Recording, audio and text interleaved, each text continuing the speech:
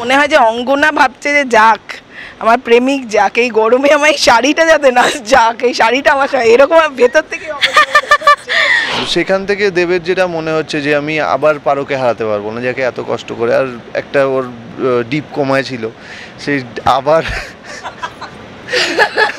অনুভূতি চাই একটু, পারো ডিপ কমায়।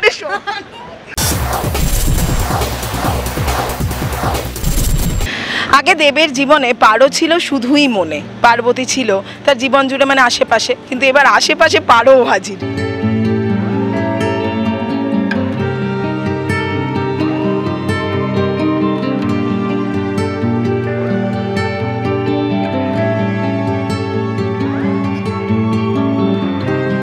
পারো পার্বতীকে নিয়ে দেব একেবারে মানে কি অবস্থা আমি একটু জানি, আশেপাশে এবার পারো সত্যিই হাজির, আমি সশরীরে। আমাকে দেখে নিশ্চয়ই দর্শকদের অনেকের হিংসে হচ্ছে, পুরুষ দর্শকদের। কিচ্ছু করার নেই, তোমাদের জীবন এরকম হবে না, ভেবে লাভ নেই। নেই এমনিতেই গরম, সেখানে দুজন সশরীরে হাজির।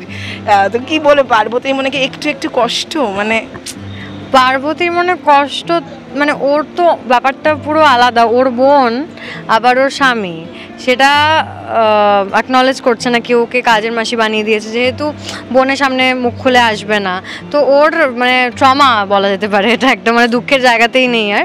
কিন্তু হ্যাঁ মানে আই থিঙ্ক ও খুব স্যাক্রিফিশিয়াল ব্যাপার আছে ওর মধ্যে একটা, মানে শিল give everything for her love and her sister. তো আই থিঙ্ক ওই সত্তাটা কাজ করছে ওর, যে বোন খুশি থাকুক, বোনের যাতে কিছু, যেহেতু বোনের ওই হার্ট কন্ডিশন আছে একটা এখন, তো বোনের যাতে কিছু না হয় সবাই চেষ্টা করছে যাতে মুখ ঢাকা থাকে আমার পার্বতীর।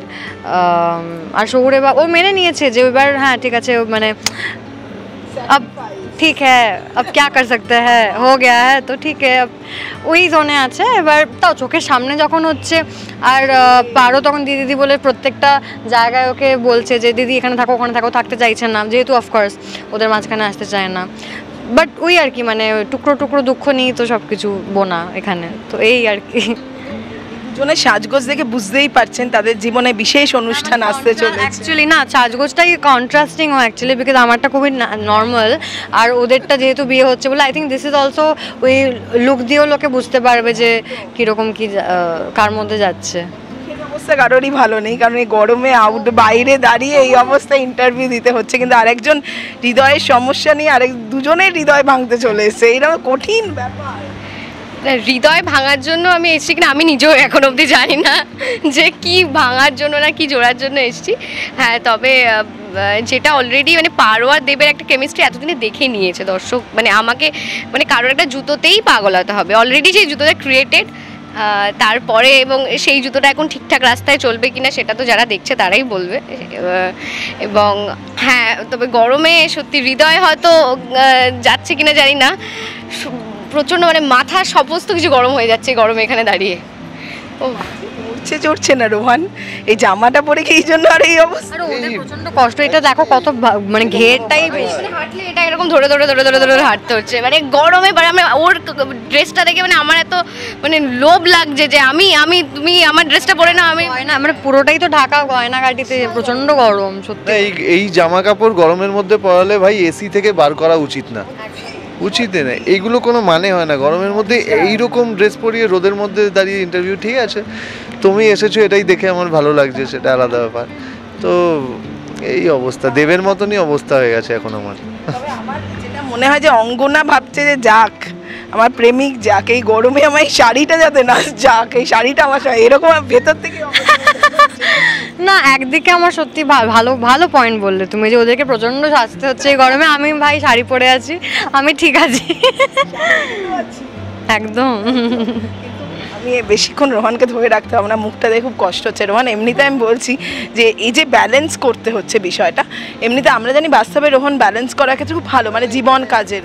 এখানে আমি কোনো ব্যালেন্স করছি না, এখানে আমি ব্যালেন্স করছি না, এখানে হ্যাঁ এখানে পুরোপুরি আমি চাইছি যে পারোর সাথে বিয়েটা হয়ে যাক আর পার্বতী চলে যাক এখান থেকে, কারণ এখন যেরকম গল্প যাচ্ছে, কারণ দেবের জীবনে তো শুধু পারোই ছিল আগে, এবার পার্বতী ওই জায়গাটা করেছে কি না করেছে সেটা এখনও দর্শককে দেখানোই হচ্ছে না, ঠিক আছে?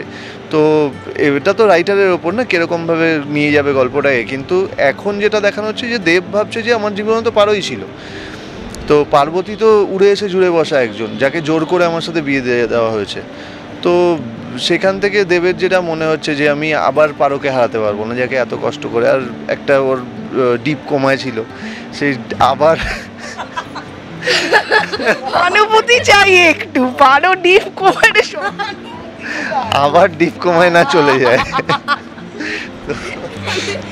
আস্তে আস্তে আবার যা ডিপ কমায়। অ্যাকচুয়ালি ওর ওপরে ডিরেক্ট করা উচিত, কারণ আমরা দুজন তো দুজন জায়গা থেকে ঠিক আছি, ওর মাঝখান থেকে চালগুলো দিচ্ছে ও, মানে এখন হচ্ছে খালি পার্বতী তোমাকে টিকিট দিচ্ছি, তুমি বাড়ি চলে যাও, ফেরত চলে যাও, আর তারপরে আমাদের রাস্তা ক্লিয়ার। প্রতিশ্রুতি দিয়ে যাচ্ছে, বাট প্রতিশ্রুতি হয়ে যাচ্ছে, হ্যাঁ হবে, প্রতিশ্রুতি দিয়ে যাচ্ছে, বাট সেটা আমরাও অ্যাকচুয়ালি জানি না। সামনেই একটা বিয়ের মহা এপিসোড রয়েছে আমাদের 19শে এপ্রিল, তো 1 ঘন্টার একটা মহাপর্ব রয়েছে, তো সেই দিনই মানে মেন টুইস্ট আর কি। মানে আমরা আগে দেখেছি যে মানে পার্বতী এবারে হয়তো আমাকে বলবে যে এক্স্যাক্টলি এদের মধ্যে কী চলছে, কারণ তার আগে যাদের বিয়ে হয়ে গেছে সেটা আমি এখন অবধি জানি না। আমাকে এক সময় বলেছিল, তারপর বলে দিয়েছি এটা মজা করে বলেছিলাম, জোক করছিলাম তোমার সঙ্গে, এত বড় একটা জোক করে ফেললো।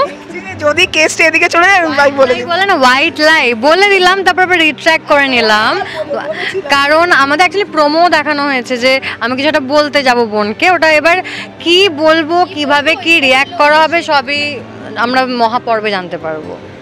একদম শেষে একটাই কথা, একজনকে টিকিট, একজনকে প্রতিশ্রুতি, ভোটের আগে এটা এরকম ব্যাপার, মানে এটা কি করে এটা হয়ে গেছে দেখেছো?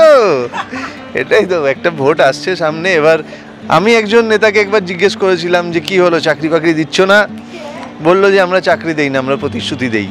তো ওরকমই অবস্থা আমার এখন। কে আসলে টিকিট পায়, কে আসলে জিতে যায়, রোহানের মনে জায়গা করে নেয়, সাংসদ বা বিধানসভায় নয়, এখানে কে জায়গা করে পরেই দেখা যাবে, যেদিন ফলাফল প্রকাশ হবে সেই দিনই দেখা যাবে। সেইটা হলো আগামী 19শে এপ্রিল রাত 8টার সময় ফলাফল প্রকাশ হবে, দেখা যাবে আলটিমেটলি কি হচ্ছে।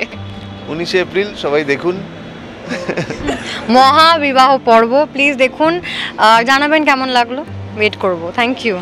টলিউড ফোকাস কলকাতা চ্যানেলটি আপনাদের ভালো লাগলে লাইক করুন, সাবস্ক্রাইব করুন এবং আপনাদের প্রিয় ভিডিওটি অবশ্যই শেয়ার করুন। Tollywood focus Kolkata.